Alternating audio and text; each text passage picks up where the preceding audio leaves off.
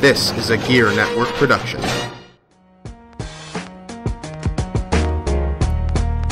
Ladies and gentlemen, it's your boy, Mr. Perez, and you're listening to the Better Live Than Dead podcast, brought to you exclusively on Gear Network. Listen in. Ladies and gentlemen, welcome to episode number 48 of the Better Live Than Dead podcast. I am your host, Ryan Wolf, joined this week by a different co-host, not Mr. Perez. We'll talk about Perez in just a moment, but joining us now from the mean streets of the South, he is Chris Downey of Sabres Hockey Central. How you doing today, man? Doing well. How you doing, Ryan? I'm good. Glad to have you, finally. You were going to originally only be a guest of the podcast, but as mentioned, things happen. Perez couldn't make it today, and I'm glad you're, because if not, I would have been sitting here talking to myself. Well, I'm glad to be here. Unfortunate about Perez, but you know he can't make it. I'm glad to step in, and Perez, hope to see you soon. Yeah, well, hopefully. I mean, next week he's not going to be here because he's got a wedding, I believe. I won't be here either. So he'll be here for episode 50. So 2 weeks. You got to wait for Perez 2 weeks, but big 5-0. I don't want to talk about it. It's been so long. We've been doing so many podcasts, and I can't fathom that we've been doing this for almost a year. It's crazy to me, but it's gone by quick. Been enjoyable though. A lot of fun. I'm glad you enjoyed it. I appreciate that. You can follow Chris on Twitter at CJDowney92. I'm at WolfSHC on Twitter. I want to say, as mentioned, a quick hello and feel better soon to Mr. Perez. He's not ill, but as mentioned before, with his Milroy's disease, his legs have a tendency, if he does a lot of crazy things, his legs have a tendency to not feel so well. And, last night on Friday at about midnight, I had to go pick Lewis up from the airport, and he was in Nashville all week. He tells me he walked, I think, 15 to 20,000 steps a day. So, in a person with bad legs, that's not good at all. So, hopefully he gets well soon. We may have him on the podcast for a segment later in the show. Right now, as of press time, I assume he is still sleeping, which I don't blame him, because I still would be if I could. But hopefully we can get him on the podcast sometime later today, but if not, he'll be back for episode number 50.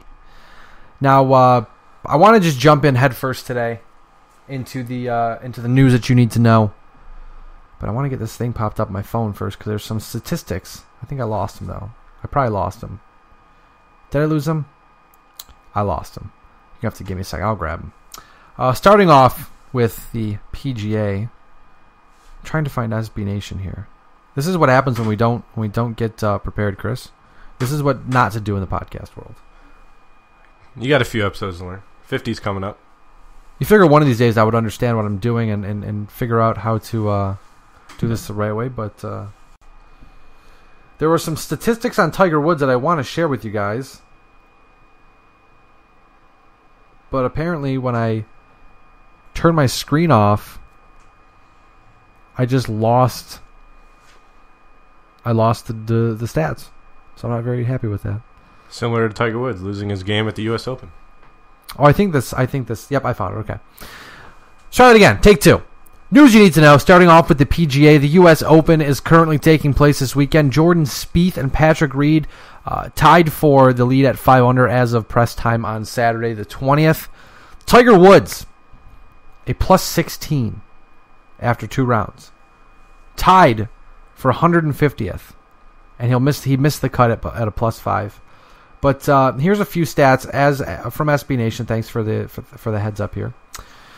A few stats that tell the entire story about where Tiger's game is at. He only hit 16 fairways, tied for 145th. Hit 21 greens in regulation, tied for 128th. Needed 73 putts in 2 days, a little over 2 per hole. Tied for 151st. Only 3 birdies over 2 rounds at Chambers Bay, and he averaged only 297.5 yards off the tee, tied for 104th. So, excuse me, Tiger's. That just when you think he's coming back, his game disappears. That's not a good outing for him. After day one, I don't know if you caught this, Ryan. After day one, he was only leading one person, and that person was Rich Barbarian Jr., and he was the club pro. I did see that. Yeah, he was one shot better, I believe, than Mr. Barbarian. I mean, for that guy, it must have been something. For Tiger Woods, probably a bad day. For that guy, he was probably like, you know what, I'm the club pro, but this is pretty cool right now. And Barbarian entered the second round, and he shot a 2-over par. I don't know if you caught that yesterday. I did not catch that. No, that's... I wanted to follow up on that, considering that Tiger was beating only a clubhouse pro, and clubhouse pro goes out and shoots a 2-over and not beats to mention, Tiger Woods by 4 strokes. You got to think too that there's some amateurs in this tournament that are playing better than Tiger. I mean, judging where Tiger is right now in the state of his game, it's not good, but it's still pretty cool to be like, hey, I'm 15 or whatever, and I'm playing better than Tiger Woods is. So, kind of is what it is, I guess. But moving over to the UFC now, UFC 188 took place last weekend. Fabricio Verdum defeats Cain Velasquez to become the undisputed UFC heavyweight champion. It's the first loss for Velasquez since 2011 versus Junior Dos Santos, and the first time ever in his professional UFC career that Velasquez had been submitted. Yeah, he kind of, I guess you could say, walked into the submission. I'm sure Ryan watched it as well as some of you guys that listen to the podcast.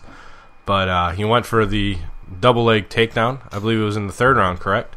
I think so. I think, if I'm not mistaken, I fell asleep during the fight. I believe so. I remember you saying that you fell asleep. Fight, yeah, very boring fight. But during the third round, I happened to turn it on. I believe I finished Orange is the New Black, by the way.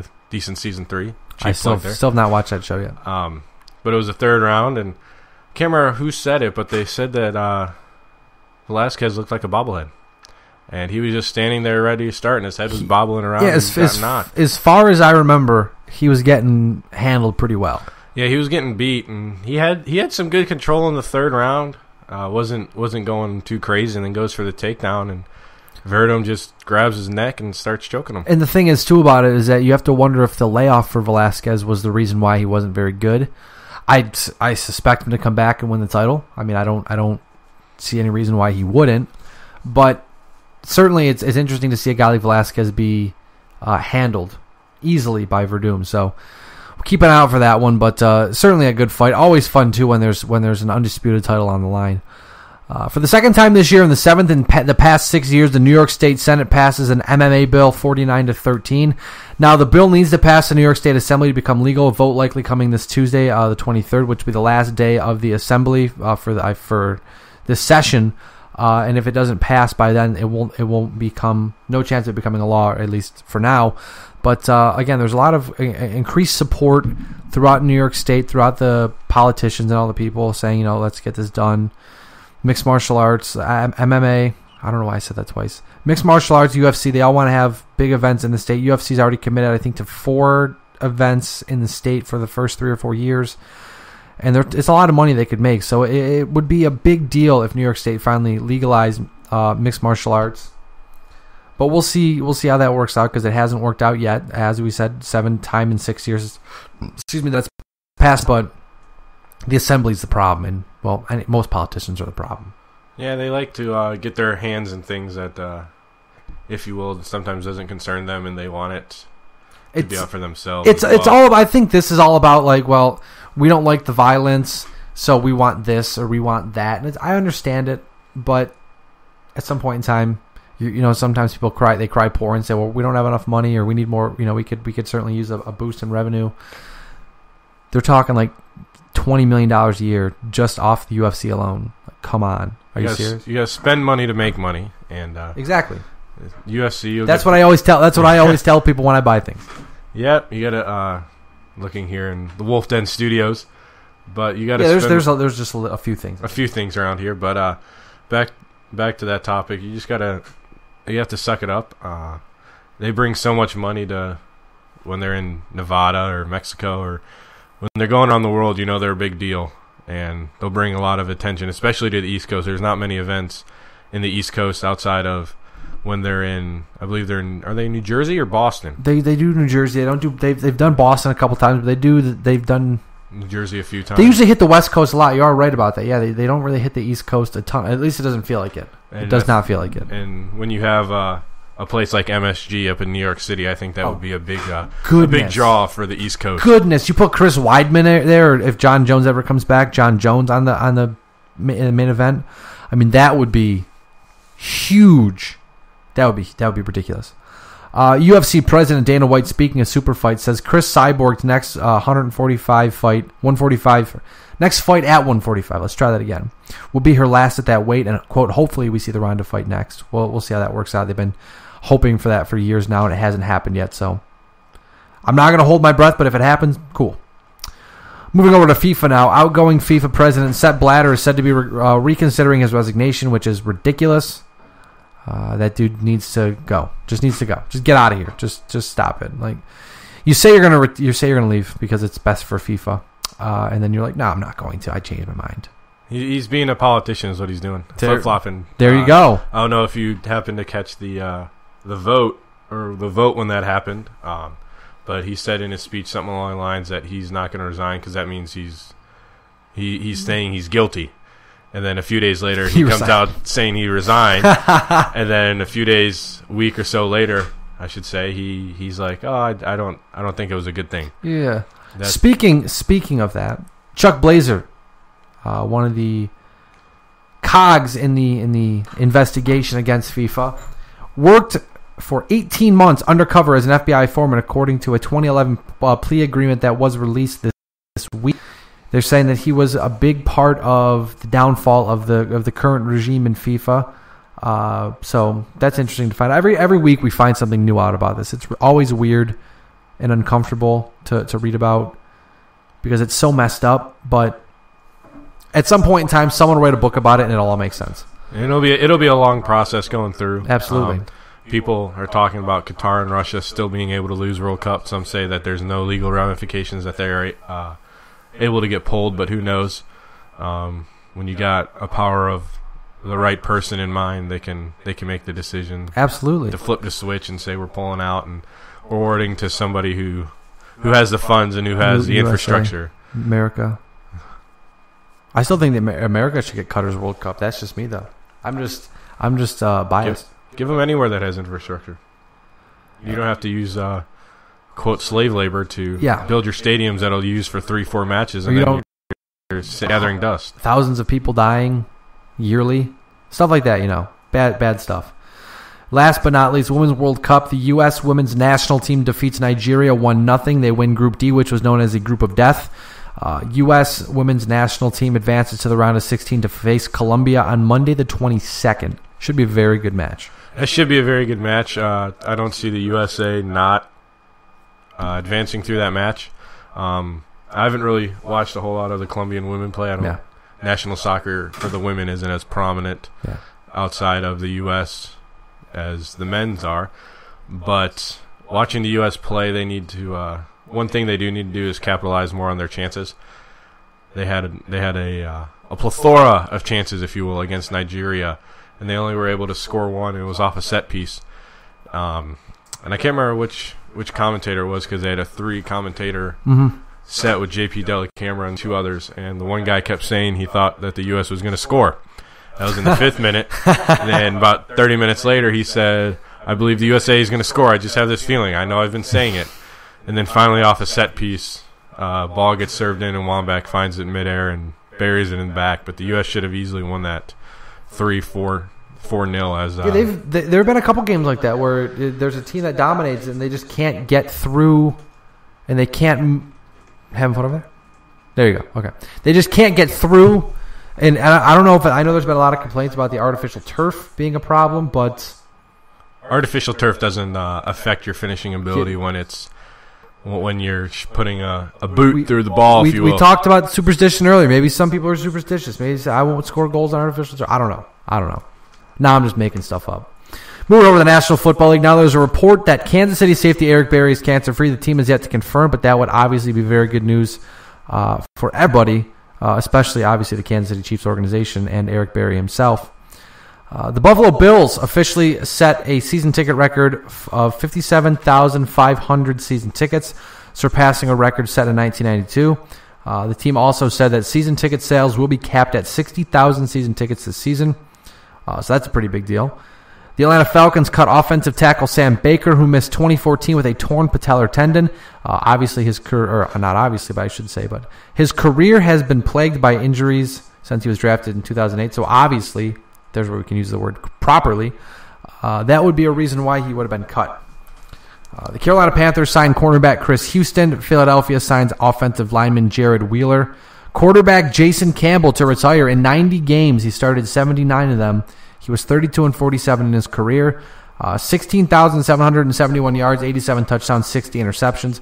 He seemed like a talented quarterback, but just never had the right situation to succeed, it seems. Yeah, he had the solid set of skills.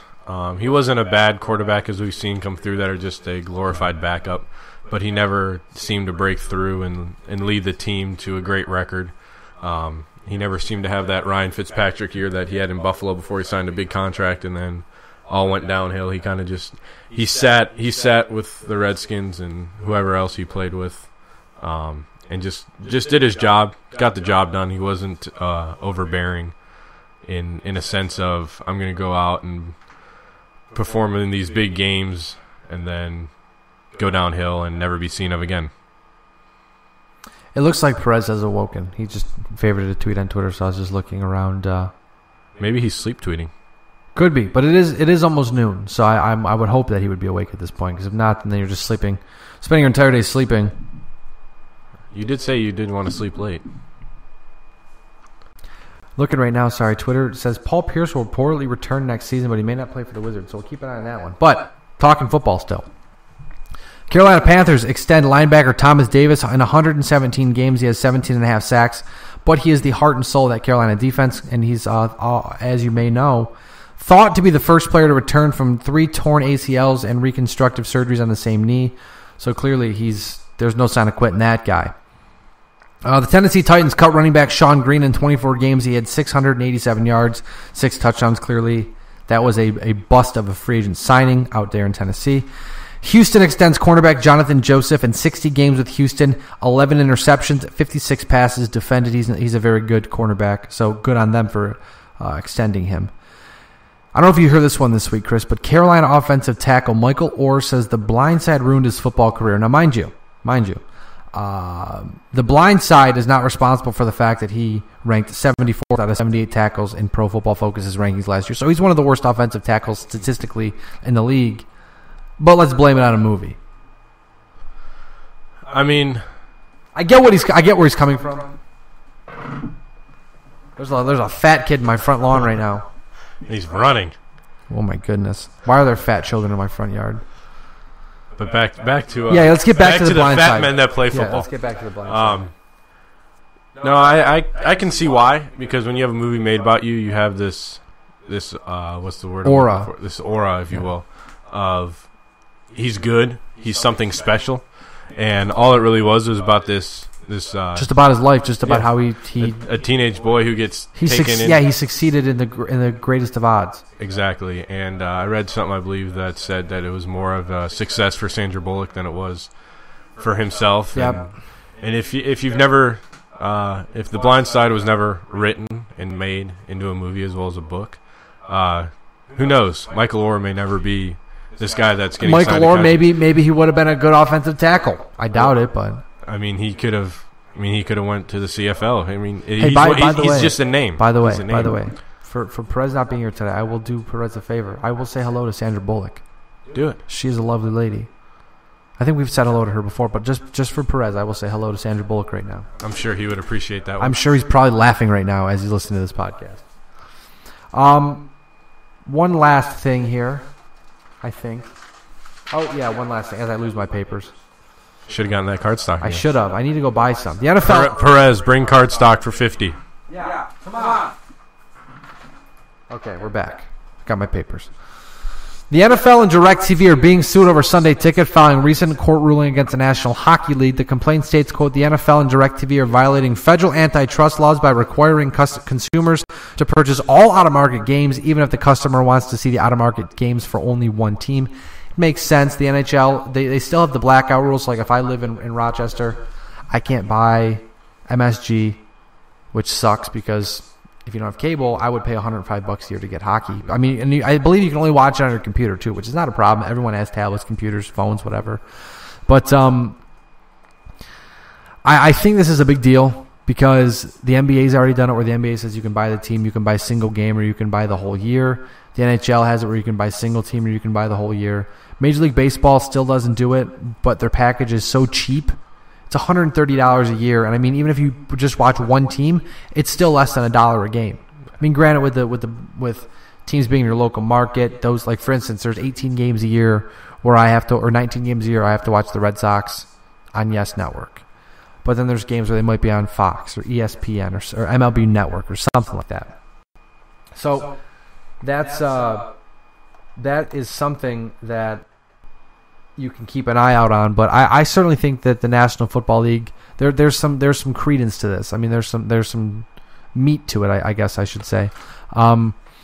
I'm interested to see how it turns out because it's kind of something I've been keeping an eye on because I really think the blackout laws are stupid, outdated. I know that they took care of those, but this is kind of a part of the whole blackout thing is that people want to be able to watch just their team. Why not? Yeah, and it makes sense. It almost goes back to how the NFL is, you could say they're a monopoly of sorts. It's the no fun league, as we always say. You can tell that they're greedy. They're not for profit, but yet they make billions of dollars. Well, I think now. Is that finally? I think now they're going to be for profit. I think they did mention that a couple weeks ago. We talked about it in the podcast where taxes are starting to come down. They never have. They're never going to announce what they make anymore because they're for profit now. Yeah. I mean, we can all tell what they make. They make billions of dollars. It's as you spend millions of dollars. Sorry, you got jerseys and my wrestling friends will understand that. Attire and other. Yeah, the NFL is a cash cow, and it's like this is another thing where you wonder if it makes fans happier, just do it. Like I would love if I was a Bills fan in Charlotte. Well, Bills fan in Charlotte, like you are. Or if I was like a San Diego Chargers fan, I don't want to spend $375 or $200 or whatever it is a year to buy a Sunday ticket if I just want to watch the Chargers. Excuse me. Donuts are making a comeback. One more thing before we move on. One more thing. I don't know why. This is the thing Perez talks about. I talk with my hands. I'm pointing at you saying one more thing. No one can see it except for you and myself. I don't know what my problem is. A reminder that this coming Tuesday, whatever this coming Tuesday is, whatever the date is, it's 23rd. The 23rd. Yes. Tuesday the 23rd is the day Tom Brady faces the National Football League to have his Deflategate appeal heard. So we'll have more about that next week if they determine whether or not he's guilty or not. But I do believe Tom Brady gets his penalty thrown out. That's just my opinion. Thrown out is a bit far in my opinion, but I kind of have some bias. As you mentioned, the Bills fan in Charlotte. Yes, so that would make sense. But I do see it getting reduced. It'll be a tough one because of all the speculative evidence, whether true or false. Whether he did it or not. Well, do they have enough evidence to prove that he actually did it? Because there's a lot of circumstantial evidence, but as we know with the legal system, you can't necessarily convict on just circumstantial evidence. Yeah, and he... And this is, I mean, unless my lawyer friends tell me something differently. Last time I was taught, you can't convict on circumstantial evidence. You got to have a reasonable doubt. Exactly. And with that, I think with Roger Goodell sitting in on it, we'll have that'll have a big factor on whether or not it gets reduced. I think that helps Tom Brady out more, if anything. That it pushes it in his favor because he can talk to him face to face. Well, yeah, but not just that. But if Goodell screws this up, Goodell's he's in a lot of trouble. I think he's doing this to save his face as well as he's going to have to save his job. He's not making a decision on a whim. Yeah, or decision with without all the evidence. He's going to be sitting there next to across the table from Tom Brady and his lawyers, if you will. He has a few dollars to get a few lawyers, and I think that'll help him out for both Roger Goodell and Tom Brady. Sorry, my girlfriend is texting me, telling me she's headed over. So that's cute. I'm excited. Hello, girlfriend coming over. Tori. Hello, Tori. You know her name. I know her name. I just National Basketball Association. Try to get back on track here. That's my job. Michael Jordan says he won't ever play the Charlotte Hornets one-on-one because, quote, he would demolish them. Do you believe that to be true? Yes. I believe he played one-on-one against a Hornet player a couple years ago. I want to say it was Gerald Henderson, but I could be wrong. That just rings a bell in my head. He went one-on-one with a guy a couple years ago and beat him. At an advanced age where this guy's still in the prime of his career, and he beat him. So it was Michael Kidd-Gilchrist. The Google machines are helping. Why did I think Gerald Henderson? Yeah, well, they're both young guys playing for the. I just put the list of players in my head and went, I'm going to Google now. Michael Henderson. Michael Henderson. Kid Gilchrist said, quote, "It was hard for me. I lost to a 50-year-old guy. He's the greatest man that ever played the game. 50 years old, 50-plus years old, the man can still ball with the best of them.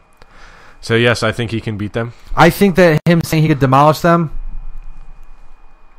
Oh, there you go. That's why I thought Gerald Henderson. Gerald Henderson beat Michael Jordan in a game of horse back in 2010. Horse doesn't count for one-on-one, though. Anyone no, can get lucky but it's a few amazing, times. though.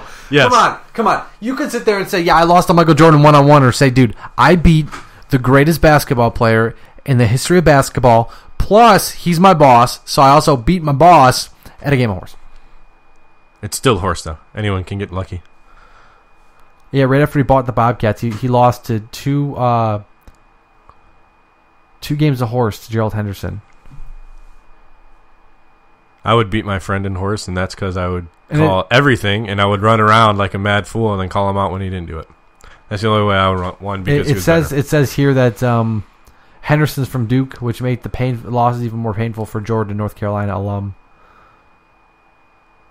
And then, and this is back in 2010, but I never read this article, but I remember hearing about it. And while Jordan's shooting might not be championship quality, as trash talk still is, quote, "You've got to miss eventually," Henderson told him. Quote, "That's what Cleveland said," replied Jordan, referring to his last second shot for the Chicago in the 89 playoffs to win a series against the Cavaliers. At least Jordan's having fun with his job now. Man, I hope the Hornets get a turnaround here in the next few. You hope. I'm hoping too, dude. I'm thinking now with that single team package, I might get the Hornets games. I'm thinking about it. My buddy does that. Him and his few friends. I think there's a package you can get 5 teams. Yeah. Well, I've got to thank Steph Curry for it, because I was watching the finals a couple weeks ago, and last week, the week before, not a couple weeks ago, and within recent times. Yeah, Steph Curry, just like the Warriors and the Cavaliers too. I mean, that series has really got me into basketball, like heavy hardcore into basketball. So I'm excited to watch. Speaking of the Charlotte Hornets, they trade Lance Stevenson, a free agent bust, to the LA Clippers in exchange for Matt Barnes and Spencer Hawes. A good move for both sides. The Clippers get a young guy with a lot of talent, but he just needs a direction to go in, and I don't necessarily know if he could have got that in Charlotte. It was a good risk for Charlotte to take when they signed him, but clearly also a good move to deal him now while you can still get quality back for him and try to make your team better in the process, or in progress of becoming a playoff team. Yeah, and Stevenson was brought to Charlotte. He outside of giving a little whisper in LeBron's ear, he had a pretty good season. Sorry to cut you off, Chris. Your computer is yelling at us. Yeah, I'm doing some research here. You're supposed to do research before the podcast, not at the podcast. Improvising. It's like doing a test at school with the book open. I've done that before because we were allowed to. But back to Stevenson. He was brought in, young guy with a lot of hype, and I think the Charlotte team didn't have a lot of veteran leadership that could really guide him to, I wouldn't say the straight and narrow, but guide him through to bigger and better things. Yeah. And I mean, you got young guys that are skilled. You got Big Al Jefferson and Bismack, but those guys are veterans, but I don't think they would be the right one because they're not positional. I think you relate more on a position as opposed to just a general person as well. I think that in Indianapolis it was a good fit for him because he had the right, like you said, the right amount of veterans, the right amount of veteran leadership, good head coach. I think, if there's any team to go to, you want to go to the Clippers. There's a lot of good veterans there, Chris Paul, Blake Griffin, and just name 2. And look at who the coach is. And look at the coach. I was about to say it. Look at Doc Rivers is a doc. He's a doctor. That's why I call him Doc. He's a doctor. He could make. And he turned his son from a bench player to dropping 20 points in a playoff game.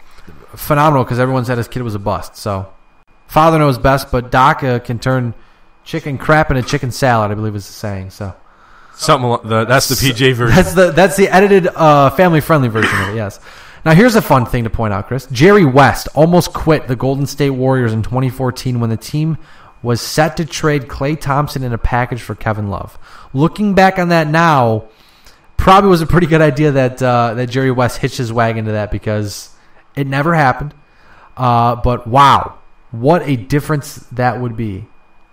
Yeah. Well, because here's the deal. If I'm not mistaken, Jerry West said, look, you're making a commitment to defense. Good players who can play good defense. Klay Thompson, good player who can play good defense. Kevin Love, good player, doesn't play good defense. So if you bring Kevin Love in, you're going to get a good player who can score. Defense not very good. And as we saw in the sorry to cut you up, but as we saw in the finals, how did the Golden State win? Good Splash Brothers. Good defense. Well, and the Splash Brothers too. Don't forget Steph was covered. I won't forget. More in the Memphis series, if you will, and apologize to a friend of mine who's a Memphis fan. She'll probably hate me if she listens to this, which I don't. Get it. She better. You better listen to the podcast. She better, please. I don't know if she will. Perez, I think we'll need a recorded story time. She likes your story time. Cheap plug there for story time. But she would get mad when I would say that Steph and Klay are going off because they were. There were times Steph would be in a fast break, stop, pull up behind the line, hand in his face, and drain it. I'll tell you what, they are like basketball's equivalent of the running gun offense in football. It's fun to watch. It's a lot of fun to watch. When one's not working, the other's working. Exactly. And once I saw them beat down Memphis, who one of the best defensive teams in the league, you know there was no stopping them.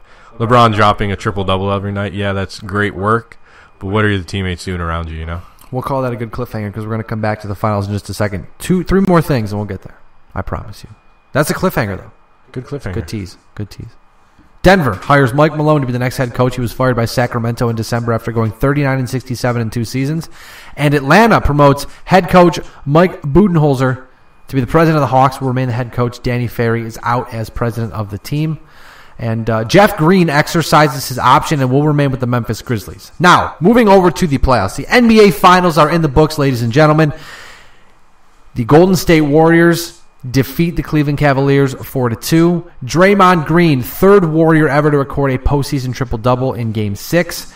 Steve Kerr, he was the third ever Warrior to record a postseason triple-double, and he did it in Game 6, I should say. Steve Kerr, first head coach to win the NBA championship since Pat Riley did it in 1982. Andre Iguodala, first player to win the MVP without starting a single game in the regular season. Steph Curry, sixth player to win the MVP and first championship in the same season. And Steph Curry is also the first player to face and beat all 4 other members of the first team All-NBA in a single postseason. He's pretty good. Very successful. And Steph Curry, I will give a shout-out. He played at Davidson for college, repping the SoCon, Western Carolina. I remember those days when it was like, who's this kid? And he's just draining every shot. And you're like, oh, whatever. And then he comes to the NBA, and you're like, oh, he's going to be really good. I've heard stories during my time at Western working when Steph graduated a couple years before I got there. He's a little bit older than myself, but but they would say that he was just shooting it from anywhere, and he would make it. That's what he does, though. Shoot it from the parking lot, shoot it from the other side of the court, and he'd make it. And that's translated into success. And I think keeping his head on straight has also helped him. When your dad is also Del Curry, that's not a bad relationship to have either in your life. Right now, the NWHL draft is taking place, so certainly check that out if you guys get a chance to do that. Right now, I'm just going through the tweet bots at WolfSHC on Twitter, at CJDowney92. DOWNEY. Okay, back to the podcast now. National Hockey League. The Manchester Monarchs of the Los Angeles Kings farm team defeats Utica Comets, Vancouver's farm team, to win the 2015 Calder Cup. Montreal re-signs forward Torrey Mitchell. The Buffalo Sabres trade him to Montreal at the deadline. Good re-signing for them. He's a decent player. Here's a funny joke. Ex-Buffalo GM Darcy Regier, now GM of the Coyotes AHL franchise, hires ex-Buffalo coach Ron Rolston to coach the team, which would be the Springfield Falcons. Now, Ron Rolston's a decent coach in terms of developing. Obviously, when he came to the National Hockey League, in over his head, got a bad gig, whatever. But I'm not really sure what the Coyotes are thinking with this move. I mean, you get an ex-NHL coach, an ex-NHL GM in your AHL franchise to kind of stew a little and build up, and hopefully they can make something happen there. But if you don't have the talent there, it's probably not going to be very good. Yeah, you got to have talent to win. That's anything really for a sports organization, and Rolston can do so much with what he had. That's what happened in Buffalo, and I think a lot of people here realized he was in over his head when his press conferences were very bland. Yeah, kind of just staring at the wall, confused, didn't really know what to say. Answering very simple to questions, not giving a lot of substance. And I mean, the team, the Sabres were just as bad under Rolston, if not worse, under Ted Nolan. But it was the Ted Nolan factor of it's Ted Nolan. He won the Jack Adams. He knows what he's doing.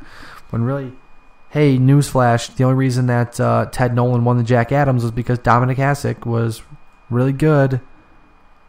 He was a pretty good goalie. Decent at best, I think. Average. You'd say average. Maybe. Average says the. Says maybe the a Vezina or two. Yeah, average says the retired banner that hangs in the First Niagara rafters right now. Toronto acquires the rights to sign forward Zach Hyman and conditional 7th-round pick for forward Greg McKegg.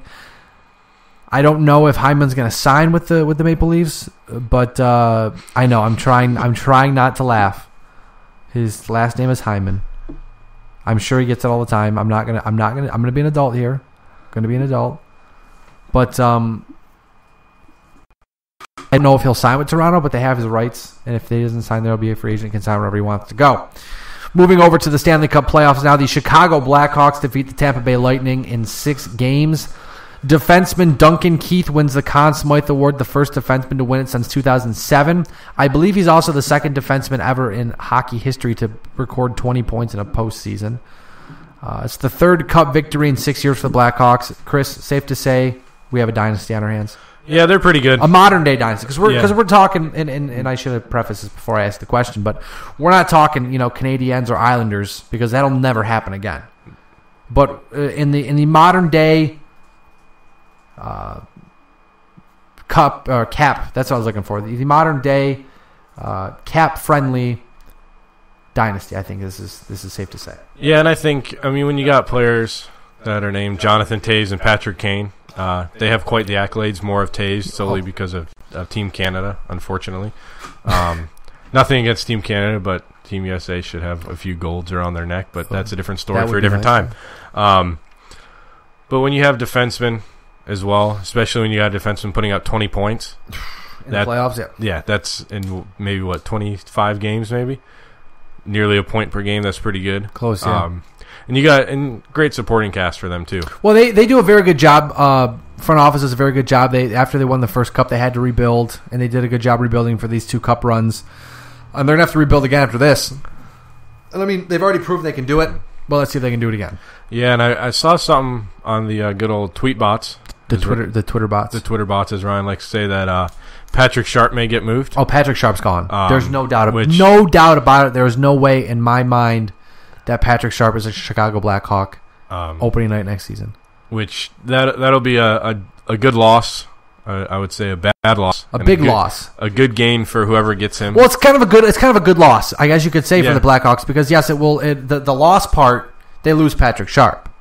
The good part, they're going to get some nice pieces back in return, whether it be high draft picks or players on entry-level contracts, because we all know that right now the Blackhawks covet those guys. Plus, you got to remember, too, because they're the Chicago Blackhawks, they've been able to sign top college free agents. So there's going to be some guys that step into the fold next year that I think Kyle Baun is the kid's name. He was one of the top college free agents. He signed with the Blackhawks. He'll probably be there next year. A couple young defensemen will probably be there next year. They're going to lose a few depth guys, but they'll be smart about it and be able to return and get the same amount of quality out of that lineup. I'm quite confident of that. Yeah, and losing Sharp, looking at his cap details here, courtesy of Cap Friendly. Cap Geek no longer, unfortunately, in business. Unfortunately, yeah. But there are other websites stepping up trying to take that claim. And Patrick Sharp, he $5.9 million earned this season without bonuses. And that's going to be a big clearance for the Blackhawks, almost $6 million in cap space, and then however much the cap goes up to sign, either one big free agent or a couple young I guys that'll think come in they'll there? probably be in the market of just kind of collecting guys that are really good at hockey, cheap. And the one thing, too, that I want to point out is one team to keep an eye out on is the Washington Capitals, for sure. That's one team to keep an eye on. Patrick Sharp. They were interested in him at the deadline, couldn't make a deal. But we'll see what happens there. We've got a lot of time.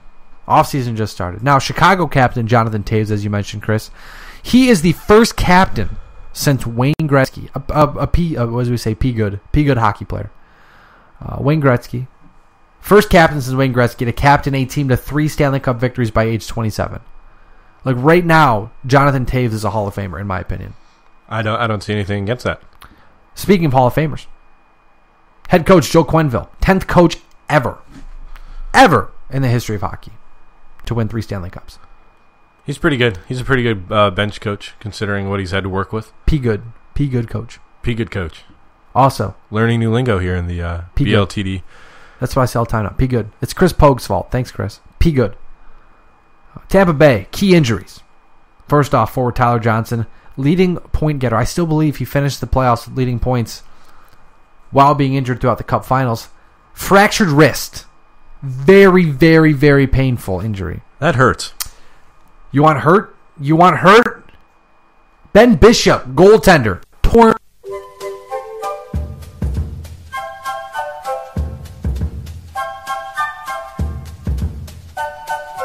Oh, hi.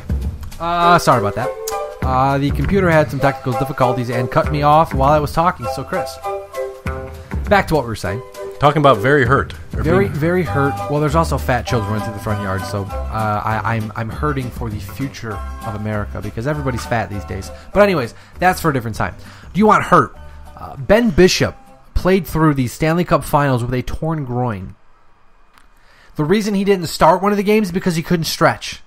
And you want to know why he didn't start? Because he said if he stretched anymore, he would have torn his groin off the bone. Yeah. You feel that? You feel that right now in your groin area? Yeah. No, thank you. Like, yeah, Chicago won. They were the better team. Don't get me wrong. But I feel as if Tampa Bay, Tyler Johnson, and Ben Bishop were healthy. May have been a different story. But that's why you play the games. You play to. That's why you play. You play to win the game. Play to win the game. I just was gonna go on a coach rant right there and talking about play playoffs to win the game.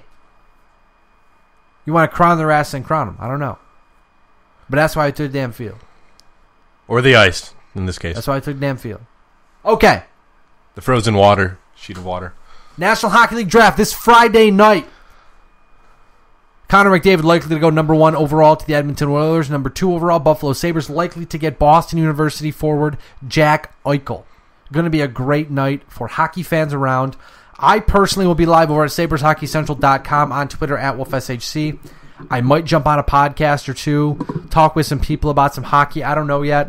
Maybe they'll see what kind of buttons I can push, see where I can end up. But keep an eye out for that. We're going to talk a lot of hockey this week. Going to be a lot of fun. And then right after that is the free agency.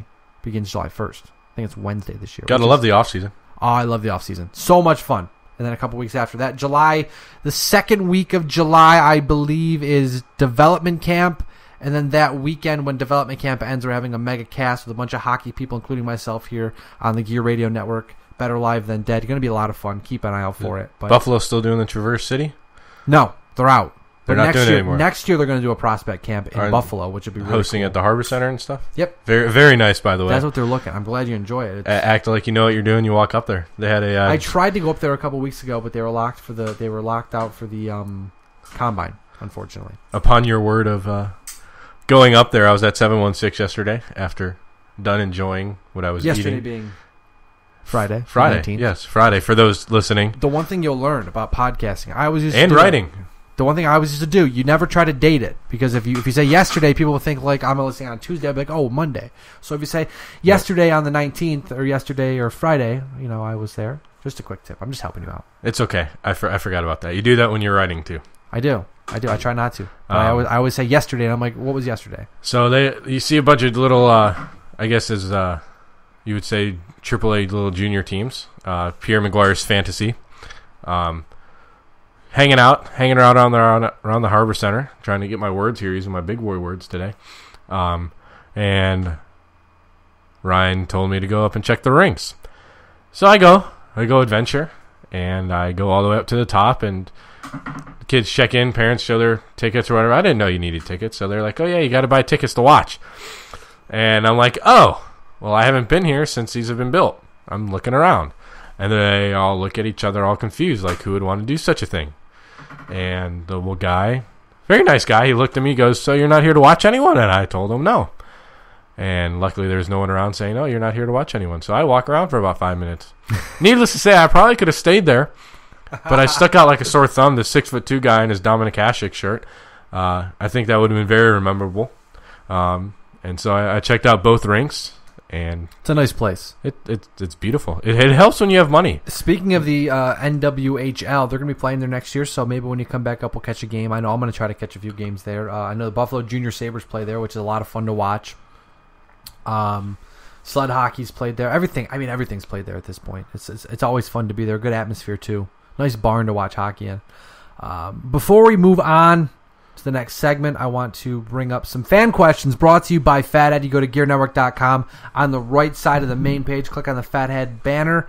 Go to fathead.com. Buy whatever you want. You get stuff, good deals, and then you help us out in the long run, getting money back, help to support this and every podcast on the Gear Radio Network. First off, is Tiger worth the media attention he gets anymore? Yes. Why do you say that? It's Tiger Woods. So even if Tiger Woods is going 16 over and has 73 putts in 2 days, you still think he's worth the media coverage? Yes. It's still a name. I think golf is in trouble once Tiger Woods is not around anymore. I would say so. There's a lot of exciting names in golf to keep people interested, but there's not that name to pull people together. Like if Jordan Spieth goes out and starts rolling off victories, they might be able to market golf around it. But even with like Rory McIlroy, there's not been a guy yet to stand in that spotlight and say, I'm the next Tiger Woods. You can build golf around me. Yeah, he, speaking of Rory, when he went out and shot his blistering score of 61 at the Wells Fargo, that was a feat within itself. But the next few weeks after, he misses the cut in 2 straight tournaments, and one of them was at his home course. So you got to have consistency. And derp. Yeah, that's not a good thing to do when it's a course you've played before. But yeah. Shooting, I believe it was 12 under, 11 or 12 under in one day, and then you go out and you miss the cut, shooting nearly in the teens of over par. But you know what? Not everyone's a good golfer. I'm not. That Saturday he shot a 61. I can't remember if I told you this, Ryan. I told a couple other of my golf buddies this, but when he shot the 61, my front nine score when I played that day was 3 shots under him. And my back nine was actually 2 shots over Rory McIlroy's 18-hole score. Yeah, you could have. You were on his level, just halfway on his level. I tell people all the time, I could beat Tiger Woods if he plays a full 18 and I play a full 9. I probably couldn't. I still couldn't do it.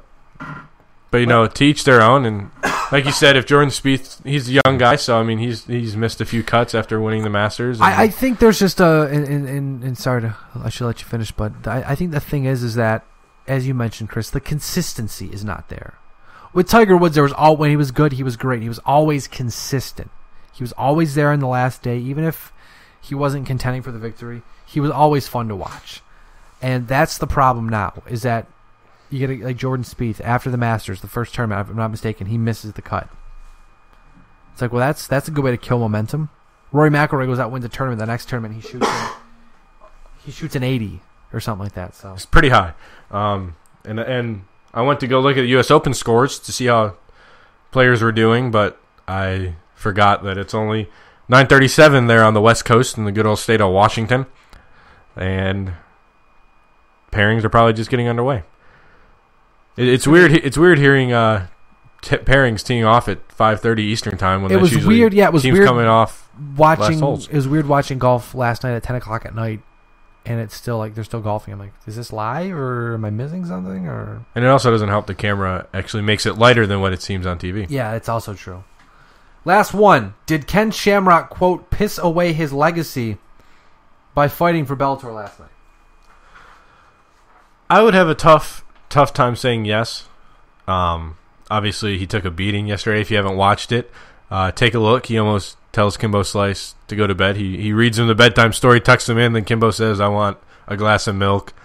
And Ken Shamrock says no, and then he says, okay, well, I'm going to go get my glass of milk, and proceeds to pop him right in the face.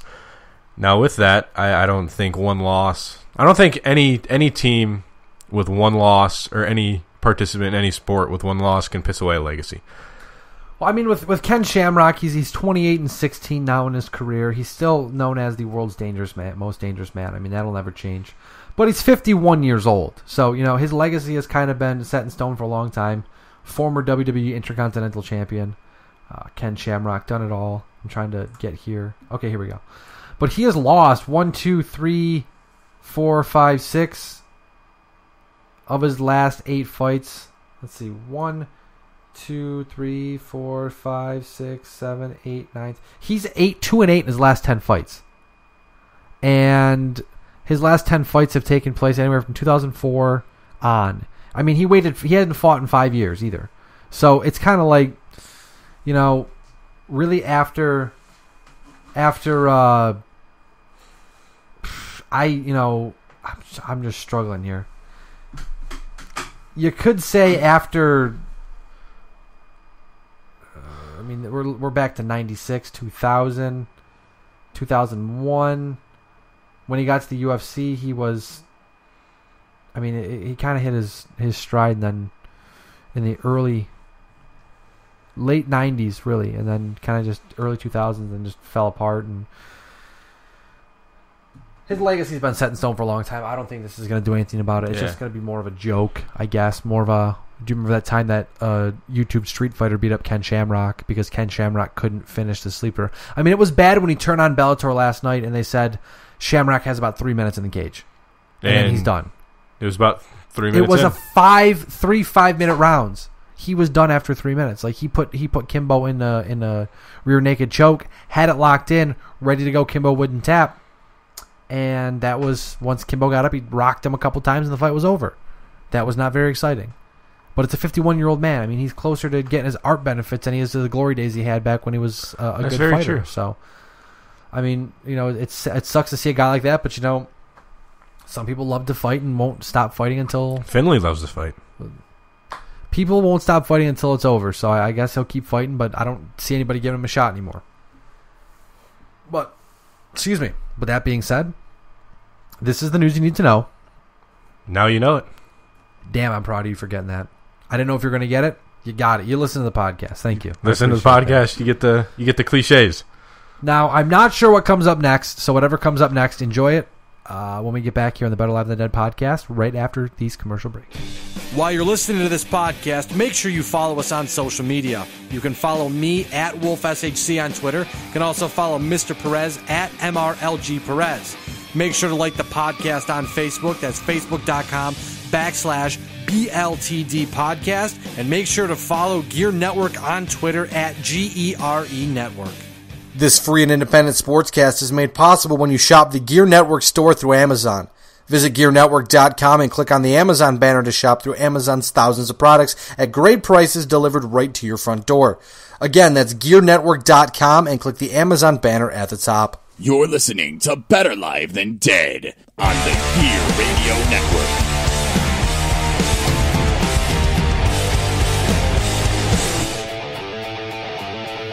I got some food in me right now, and I actually feel okay.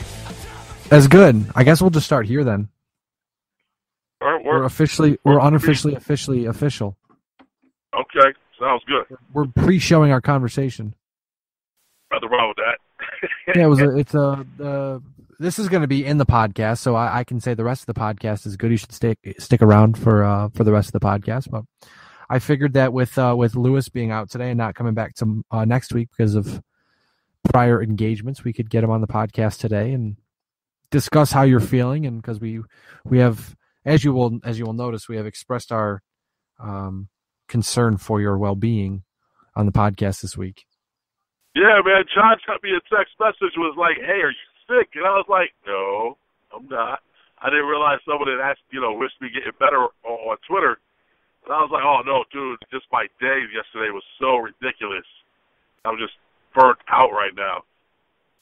Yeah, But, dude, like I said, I got a little food in me. I feel all right. I saw you last night at the airport, and you looked like you just were ready to pummel somebody. Well, I had a really, really long week. I was in Nashville, Tennessee all week for a job conference, and they had us running. I mean, there was no time in between, like, the start of a session and our meals, and they had all types of stuff planned. And the Grand Ole Opry is literally the biggest hotel in the country, 2,900 rooms. It's got like 4 sections of hotel rooms, and then conference centers and a concert hall and waterfalls on the inside. It's ridiculous. My Fitbit tracker had me logged at just over 5 miles a day just in the hotel. Jeez, man, So that's a lot. Yeah, so my legs were, by the time at the end of the week, I was tired. And then I missed my first flight yesterday because the ticketing agent sent me to the wrong gate. And the right gate was literally on the other side of the airport. So then I had to do that. And then I had to wait another 4.5 hours to finally leave Nashville. Then I get into Chicago just to find out that, once again, my next gate is the other side of Chicago O'Hare. And I don't know if you've ever been to Chicago O'Hare, but that airport is huge. I've never been there, but I've never heard a good thing about it, that's for sure. Oh, it actually runs pretty efficiently. It's just a large airport. So then, waiting for my plane to fly out, it got delayed about an hour and a half. Jeez. So, yeah, I spent literally 13 hours in airports and airplanes yesterday. I guess the sleeping until noon today was well worth it then, well earned. Well, yeah, but like I said, I woke up, dude, and I was seeing double still. I got some food in me. I actually feel all right. I took some Vicodins because I was in so much pain. Well, that'll make anything feel better. That's what they say, but that stuff doesn't really do that to me. It literally just takes away my pain, which is good. And my Vicodin is actually, to take the Vicodin I have, it has to be issued by the state. I remember you telling me about that, yeah. Because most pain meds don't actually work on me, and this is such a high concentration of the pain med that unless the state issues it, you can't actually take it. Well, hey, when you hear the rest of this podcast, you'll already find out, but you already know now. But I'll tell you, you'll find out, or what, something like that. I'm sorry, I'm watching baseball as I talk to you right now. In the top of the seventh inning, Max Scherzer has a perfect game going against the Pirates, and it's funny because we talked about it earlier in the show that he was the 12th pitcher ever, or had the 12th time ever, whatever the hell I'm looking for, whatever word I'm trying to talk about. He threw a 9-inning, 1-hit shutout, no walks, I believe, and 16 strikeouts, and had 100 game score. And today he has no walks, I believe, 8 strikeouts, and in 6 2/3 innings pitched, and he only has 74 pitches with 2 outs in the top of the 7th. Well, I hope he completes it. It'll be fun because he's good. Yeah, the record's 7-5, but his ERA is 1.80. Yeah, he's not bad. What I was going to say is you'll find out. Go ahead. I was going to say you'll find out that I took Chris to Ridge Donut Cafe this morning, and he was very pleased with the selections there. No, but that's because they got good donuts. Dude, I went to the Goat. I had a blueberry glazed donut and a cinnamon roll donut. Oh my goodness, dude, it was. I can't even talk about it. I might need a new pair of pants. That cinnamon roll donut. That cinnamon roll donut sounds pretty good. Oh, dude, it was like the size of my face, and it tasted so good. That's crazy because you got a big head. I do, but it was a giant cinnamon roll donut. Oh, goodness. Hey, man, listen, I really appreciate you picking me up at 1 o'clock in the morning yesterday. Well, Dude, I got no problem with it. Hey, by the way, through 7 innings, he has a perfect game through 7 innings. Nice. But yeah, dude, I have no problem. I mean, I figured, if I help you out at some point in time, it'll come back around and help me out, which is good. Plus, you're good people, so I have no problem helping you out. Yeah, man, I do appreciate that, and I was really happy when I walked into that office and my luggage was there. I walked by the office and I'm like, I hope Perez's bags are there, because if not, it's going to be a bloodbath. Yes, because to you in listener land who's listening to this right now, when I missed my flight, I'd obviously already checked my bag in, so my bag got to Rochester about 6 hours before I did. That's not true. It got to Rochester 7.5 hours before I did. So craziness. A lot of fun, absolutely. I love airports. I have a weird infatuation with airports. Well, dude, listen. After yesterday, I don't want to be in one for a very long time. It's kind of like the escalator. I love escalators. Big fan of escalators. You know what? I'm cool with escalators. When I was like 6, I got pushed down an escalator. And so for a long time, I had a problem with them. But I'm all right with them now. You got pushed down an escalator? Yeah, I was like 6 years old. We were in an old Sears building, and the people behind me were like being stupid, and they accidentally bumped into me, and I tumbled down the escalator. I would have been so pissed. Well, I was 6. I was just in a lot of pain. Wow. But it's not the most efficient way to go down an escalator. I wouldn't think so. I actually thought last night, because I was walking by one that was broken or just shut off, and I thought of Mitch Hedberg, because he was the king of the one-liners. Sorry for the convenience. Escalator, temporarily stairs. Sorry for the convenience. I almost walked down it just to say I walked down an escalator that was broken. Mitch Hedberg was awesome. He was the man, for sure. You know what? I had a chance to see Mitch. Okay. Really? And it was a toss-up between going to see Mitch Hedberg or Dan Cook when Dan Cook was first coming up. Yeah. And Dan Cook was in Rochester. Mitch Hedberg was in Buffalo. But Mitch Hedberg was going to be in Rochester 3 weeks after. So we decided to stay and see Dan Cook and just see Mitch when he got to Rochester. A week and a half later, Mitch died. Jeez. Yeah, it was very upsetting. Anybody who doesn't know who Mitch Hedberg is, just go to YouTube, type in Mitch Hedberg, and give yourself about a half an hour and just laugh your ass off, because it's some of the funniest comedy I've ever seen. And he had such a different type of delivery. And it wasn't normal comedy. It really was like grenade jokes. Like you pull a pin, you toss it, and then 3 seconds later, everyone's like, "Oh, that's funny." Because a lot of people were like, "I don't get." Oh, I used to love Mitch Hedberg.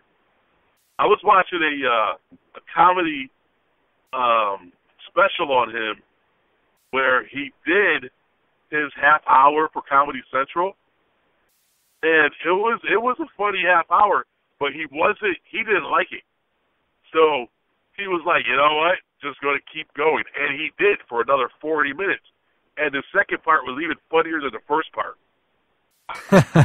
That's awesome. Yeah, it was quite good. Now I'm gonna go and watch Mitch Hedberg on YouTube. You should. What have you done to me? Yeah, well, you brought him up. Yeah, no, but you reminded me of how good it actually is. Oh yeah, Mitch Hedberg was awesome. It's like watching Stephen Wright. He's not everyone's comedian, but cracks me up. Yeah, he's pretty funny also. I like Stephen Wright.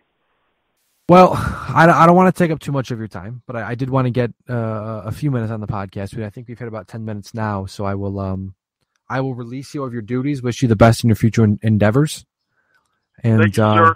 we will not see you next week, but I will see you in 2 weeks for episode 50. That's right. So that being said, Your day. you too. Enjoy the bachelor party. If there are strippers, have fun. So your father, I said, Happy Father's Day. Dad Lewis says Happy Father's Day. Thank you. He says thank you. He You're was welcome. going to say same. Well, you can say same to him, Dad, because he has dogs. He's a dog father. Just to you.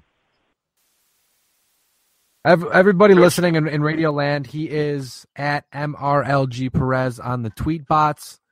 Yes. Give him a follow. And thank you for finally being able to get a hold of me and get on the phone call, because I know it's kind of fun. But as we always say, it would not be a Better Live Than Dead podcast without technical difficulty. That's a true story, bro. Although, hey, the microphones did die on me mid-sentence today. Like, just shut off while I was talking. Oh, it's beautiful. That's awesome. So you'll hear that too. Make sure you remind me when you hear it, because I'd love to hear your reaction. Oh, I definitely will. But thank you for joining me. Have fun, man. Yeah, man. Have a great night. Hey, Don, how's it going? Living the dream. I'm actually just getting ready to do this commercial. Oh, you mean the commercial where I tell our listeners to tune into Gear Network every week to listen to our show, Get Ready America? That one? Yeah, John, that's the one. They can also listen to us talk about news, sports, whatever's on our minds, that. And a little of what's on our listeners' minds, but they're just too nice to say it. Well, that, Don, is a real humdinger. Humdinger. Come join us this and every week for Get Ready America exclusively on the Gear Radio Network. And the Gear Network app. A successful product does not become a successful product on its own. Look at the Gear Radio Network, for example. We're a prime example. We had a lot of help getting here, and we can help you get where you want to go to. Advertising rates are very low to start off here on the Gear Radio Network. Visit us at gearnetwork.com. Click on the contact link to send us an email, and we can work out the details. Again, advertise your product across all of the forums at a low rate here on the Gear Radio Network. Live from the Wolf Den Studios, you are listening to Better Live Than Dead. Back on the Better Live Than Dead podcast, talking baseball right now. Major League Baseball, to be exact.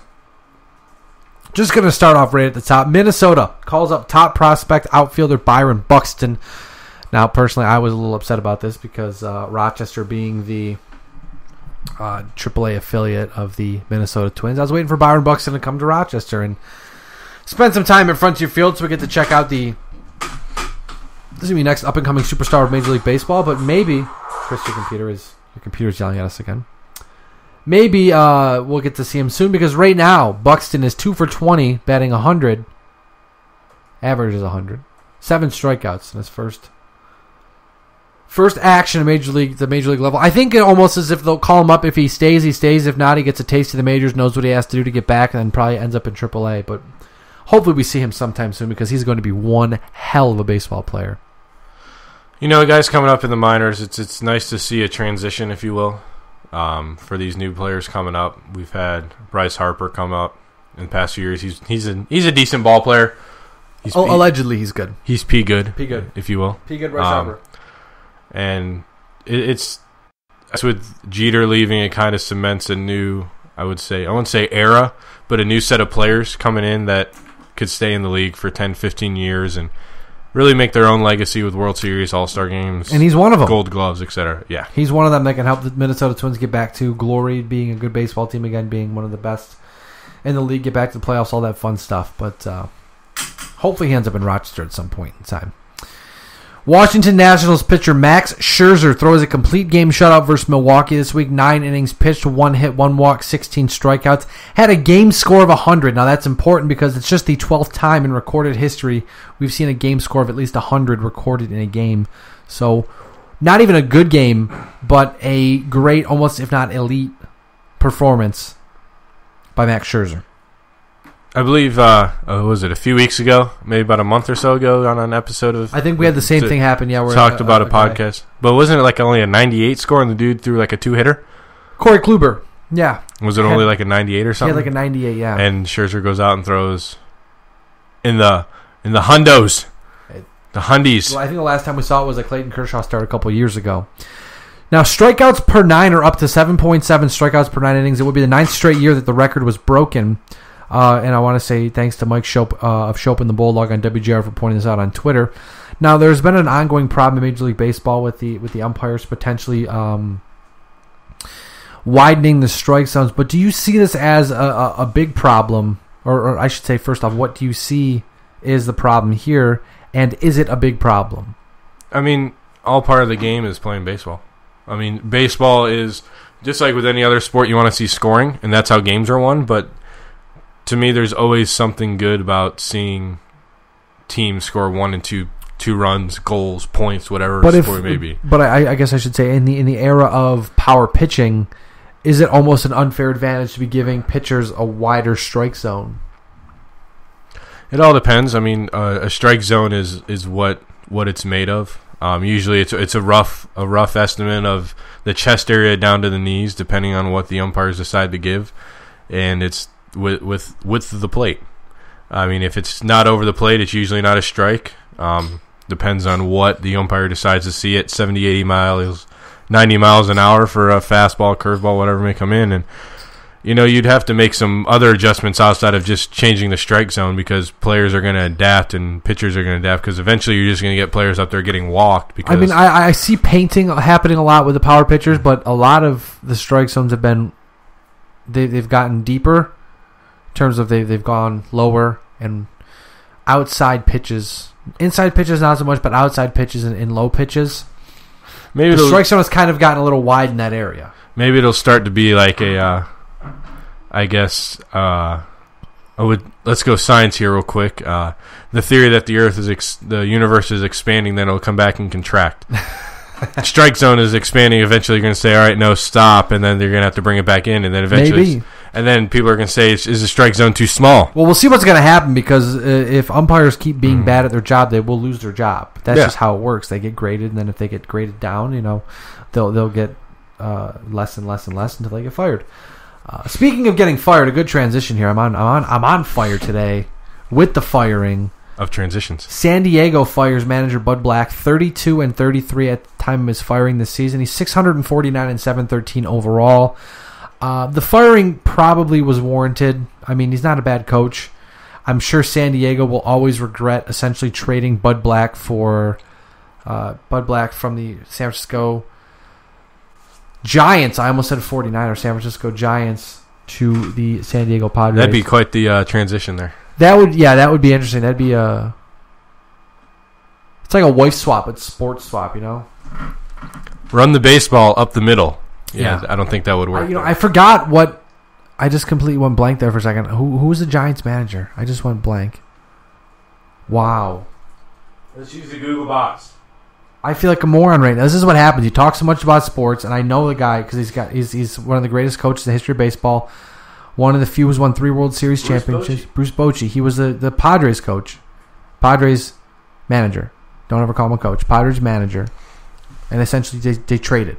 One went to San Francisco, one went to San Diego, and look what happened. One has a job, the other isn't. Pat Murphy, the AAA coach of the AAA El Paso Chihuahuas, a phenomenal baseball team name. He's the manager of that team. He's now going to be the interim coach for the rest of the season for the Padres. There's a lot of talent on that Padres team. They're not very good this year, as you can tell. I mean, they're mediocre. They're 500, close to 500. But they're not P good, as you would say. They're not. They're V bad at this point in time. Hopefully, they can turn it around because they've got a lot of people there. They spent a ton of cash this offseason, made some bold moves, and it's not really working out so far. Give it time. Yeah, we'll see what happens for sure. Pat Murphy's a good coach. Worked Arizona State, and he's now in the Padres system, obviously. And he's now the coach of the Padres. And if it works out good, he could be the full-time head coach, manager. Smack me in the face, manager, full-time. Right now he's just interim, full-time manager. So maybe. Why is my mother calling me during the podcast? The FBI investigating the Astros leak from last season. Remember last year we found out that there were leaked documents from the Houston Astros talking about guys that they were looking to draft and looking to trade, and they were inquiring on and possibly signing. And of all the teams, why the Astros though? It's interesting. I mean, in a couple of years you'll probably know why, because I guess the Astros they're going to be very good, hopefully. But Come to find out, that leak came from the St. Louis Cardinals organization. The St. Louis Cardinals have been hacking into Houston's player personnel database as far back as 2012 on more than one occasion.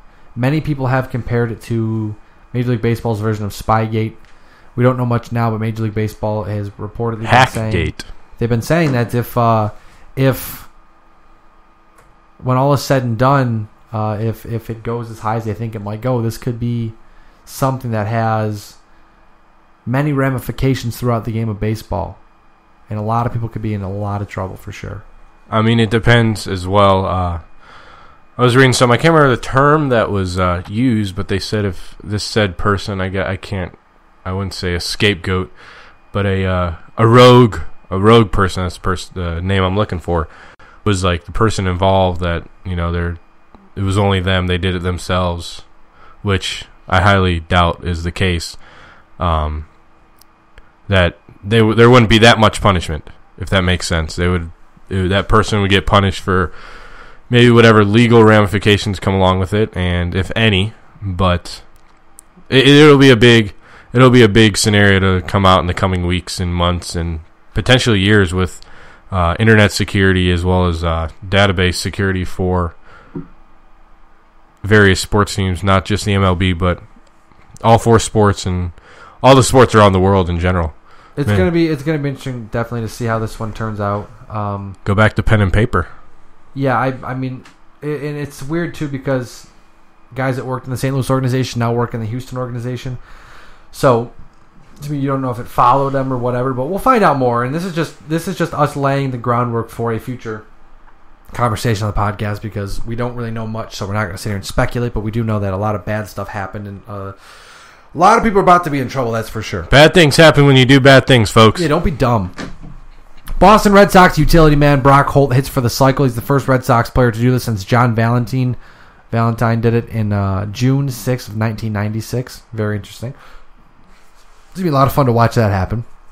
Washington catcher Wilson Ramos hits a home run off of two position players in the same game. Now, I read somewhere it was the first time it's ever happened, or that Tampa was like the first ever team to let two position players allow a home run in the same game. I don't know.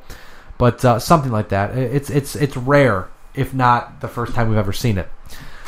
San Diego Padres outfielder Will Myers out 8 weeks after undergoing wrist surgery. Boston second baseman Bobby Doerr, Hall of Famer, officially becomes the oldest living Hall of Famer ever when he turned 97 and 72 days old on June 18th. That's old. Continuing on with the Red Sox.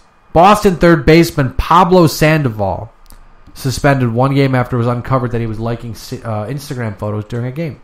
Now, this was found by Jared Carabas, I believe is how he pronounces his last name, of Barstool Sports. He was a Sox Space guy. He ran that. He's a very popular Red Sox fan throughout the ranks of Red Sox fandom.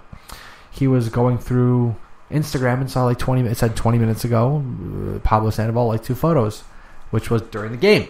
So he wondered... He was trying to figure out what exactly was going on here, and he mentioned it on Twitter.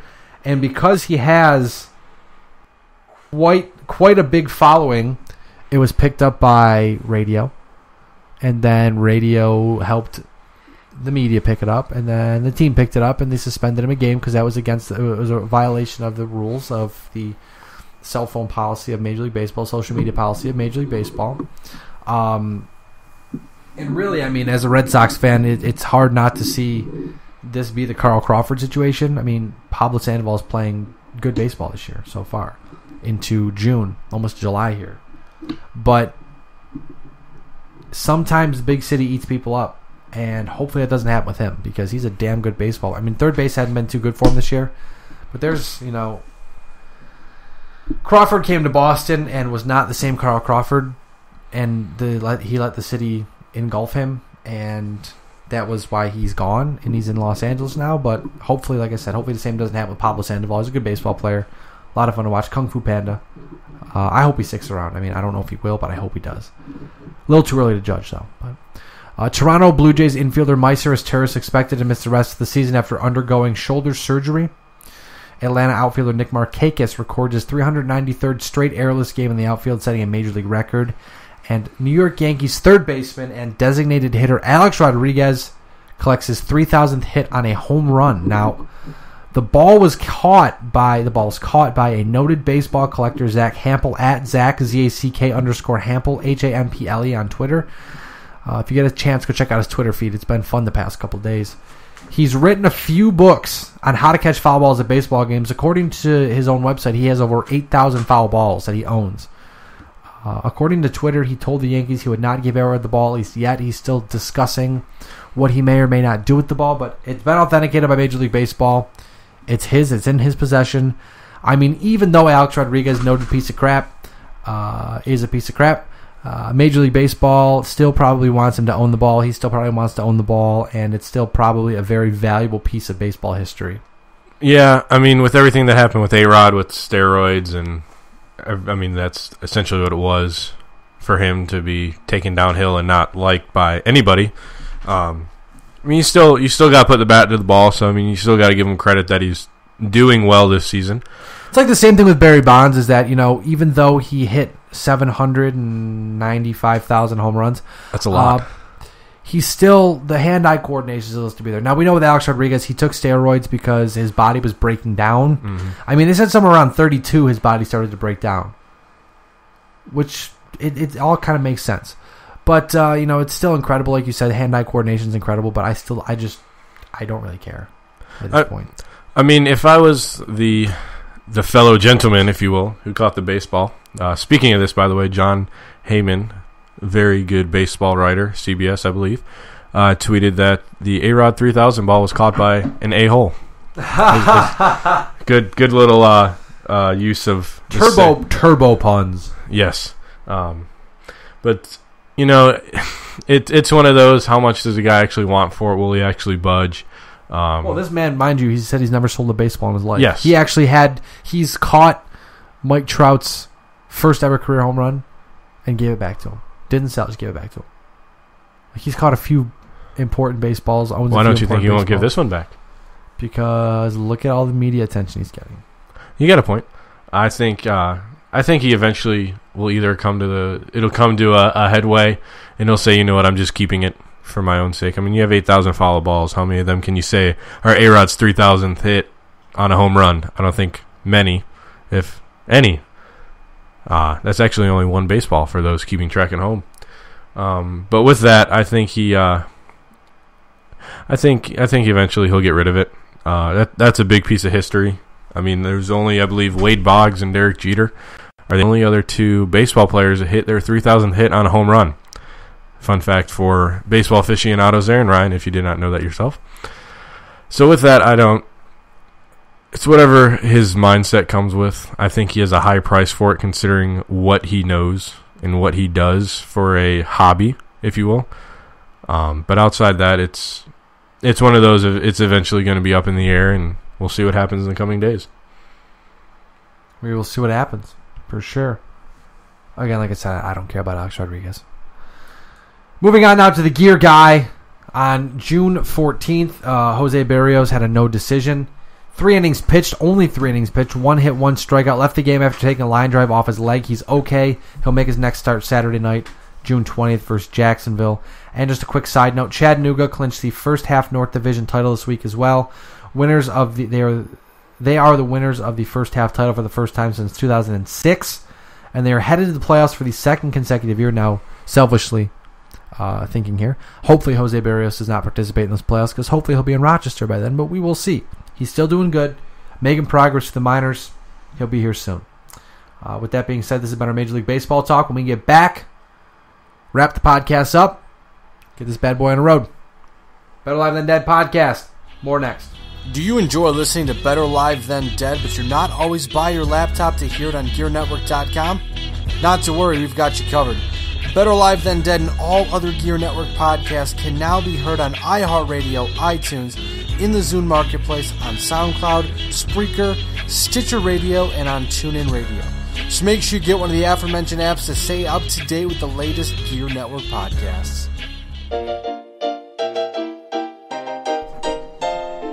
Ladies and gentlemen, it's your boy Perez here, telling you about FanDuel's one-day fantasy baseball leagues. Every day you pick the player you want. You can pick a whole team. and play for real money against other users. FanDuel has over 20,000 one-day leagues, so joining in is never an issue. Also, there's no daily commitment, so you play whenever you want. The best part? Over $2 million in prizes every single day. And if you sign up through GearNetwork.com/FanDuel, you help support the network and keep this podcast free. You're listening to Better Live Than Dead on the Gear Radio Network. Now, here's Perez and Ryan. Back on the Better Live Than Dead podcast to wrap this show up. What are you doing over there? I'm on the Snapchats. Breaking the internets over there. I don't know what the hell Chris is doing. It shows in shambles. Breaking the fourth wall, not breaking the show is in shambles. Perez, get well soon. Speaking of that, I don't think we're going to try to get Perez on the show to call in. Sorry, I'm just. He'll have 2 weeks worth of story time. He'll make it extra long. It's episode 50 in 2 weeks. I just figured we could get him on for a few minutes to say hey to everybody, make sure let everyone know he's doing okay, all that stuff. But I do want to say first off, as I mentioned before, get well soon, Perez. Feel better, bud. We'll see you a couple weeks on episode 50. 5-0. I want to say you got to get it in there like Perez does. Thank you, Chris, for traveling all this way to be on the podcast. You're welcome. From North Carolina. It's been a pleasure. I do want to say thank you to every single one of you listening to the podcast this week, wherever it may be. Thousands in attendance and millions at home. Exactly. Whether it's on the internet, whether it's, I don't know, Spreaker. Tune in. What is going on? This dude's driving by in a Volvo with a couch on his roof. That's pretty cool. Anyways, and for those with the benefit of flash photography, I just got really distracted there. I want to say, check out GearNetwork.com. Check out our GoFundMe. We're trying to raise some cash to help make the network better. There's cool perks now where if you donate X amount of money, you get a cool thing, and so on and so forth. Check that out when you get a second. Donate a few, even if it's just a few dollars. Just help us out, please. We're trying to make this thing happen, build it from the ground up, and we certainly could use could use any support. And we amazingly, whatever word I'm looking for, greatly do appreciate all the support that you guys continue to give us. I also want to mention, check out the House Party podcast on Gear Network. And also, as per usual, check out Dapper's Not Dead Barber Social Club, dndbsc.com, place out in Rochester, New York, where you get a nice haircut from Chris Pogue, as well as pomade. Very good stuff from Chris. Only $12 plus shipping, or $12 if you live in the Did he get everything area. Fixed, by the way? I'm pretty sure everything is fixed. And last week he was having issues. Back. So that's good to hear. But with that being said, I'm Ryan Wolf. I'm Chris Downey. We are Better Live Than Dead. Happy Father's Day, everybody. Yips a spot. You are not Better Live Than Dead. Again. Okay. Take two. Ladies and gentlemen, for Chris Downey, I'm Ryan Wolf. We are Better Live Than Dead. You are not. We will see you. I will see you. Chris will be back home next week. He'll be listening to the podcast. I will see you next weekend with two special guests, hopefully, in the studio, looking to be unannounced. I'm not going to say it. It's going to be, I'm going to say it. It's going to be John Cimino of Get Ready America and Gear Network fame, and Eric Emon of local independent wrestling fame. So hopefully we'll have both of them on the show next week. And as Chris said, I echo the same sentiment. Happy Father's Day to my father, my brother as well, and all the fathers out there that listen to the podcast. You guys are awesome.